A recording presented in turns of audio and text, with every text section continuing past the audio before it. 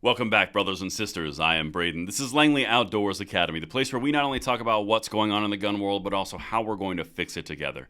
And the content that I've got for you today is coming out of a congressional hearing in the House, where we may have a new Pro 2A star whom I have never heard deliver something like I'm about to show you, but this is deliciously amazing, and I can't wait to hear you guys' thoughts in the comments field below. And of course, make sure you hit that like button, subscribe to the channel, and turn the notification bell on, because putting stuff out like this to push the Second Amendment all day, every day is what we're about, and thank you for that consideration.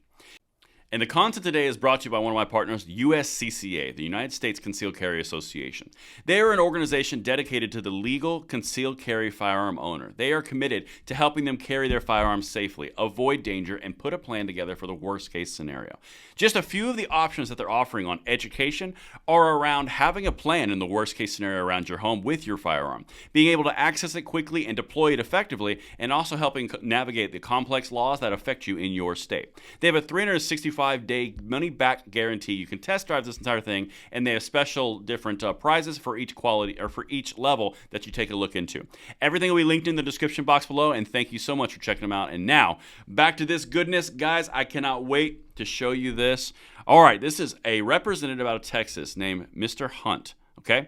He's basically grilling witnesses around the domestic violence gun control hearing the Democrats were at yesterday. The Republicans put together because the Republicans control the committee. That's important. Now, listen to this, because he puts this in such a succinct way, and I've never heard this level of spice from this guy before. You're going to like it. Let me know what you think. Let's get it.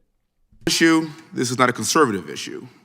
The rights of women to defend themselves is a public safety issue.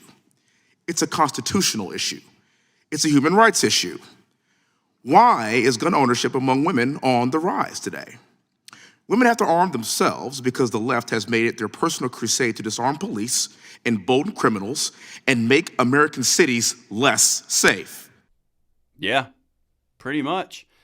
You're emboldening criminals and you're penalizing the legal. It's almost like something that we've said on this channel for about 2 years now, when restricting the rights of the legal empowers the criminal activity. Restricting the rights of the legal empowers the criminal. That's what we're talking about here. And he calls them out flat out for it, because this is all about the talking points for gun control for Democrats around domestic violence and their argument that they're the best party for women when they're restricting the rights of women across the board. But anyway, let's continue, because he gets straight spicy, and I am here for it, because he's speaking the truth. Genuinely, he is speaking the absolute truth. How is the left making American cities less safe? Quite frankly, I think it's a very simple plan, and it's done intentionally. First, step one, defund the police. Step two, enact pro-criminal policy. Step three, open borders. And step four, finally, take away your constitutional right to defend yourselves and your family. What is the end result? Is absolute chaos.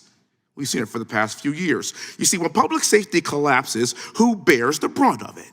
It's women and children.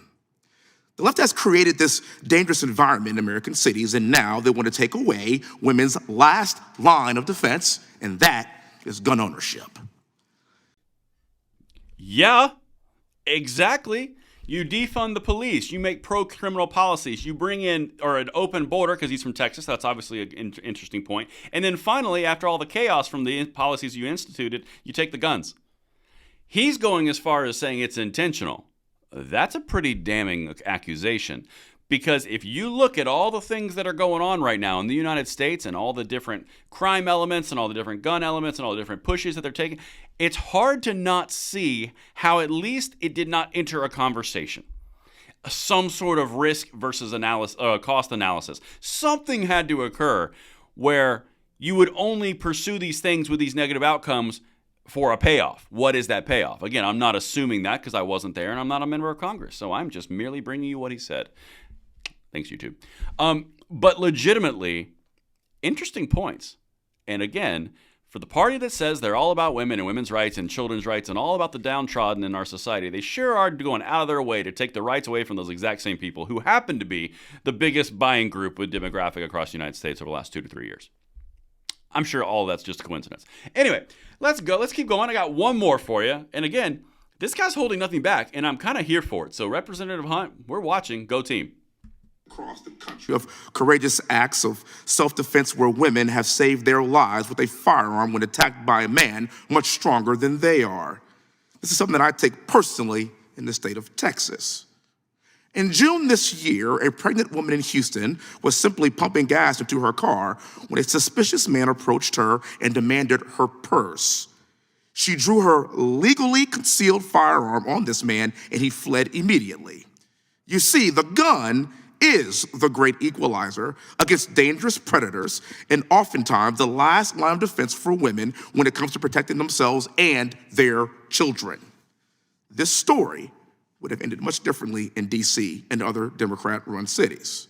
You see, in liberal cities, only criminals have guns because the left is too busy disarming law-abiding citizens like yourselves.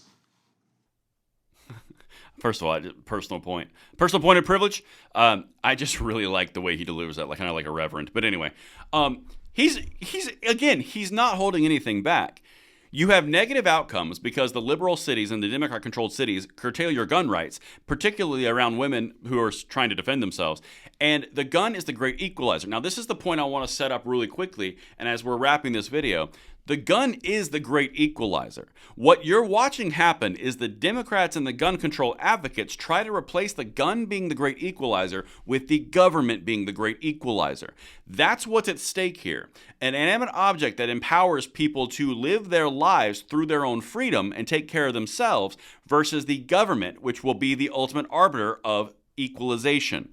Are you picking up bigger, deeper themes across political ideologies, like particularly socialized style of governance versus independent capitalism-based laissez-faire economies? Are you seeing the difference here? This argument is about guns, but it is about something much larger. It is about the great equalizer being the government, not being individual rights. And that is the key point.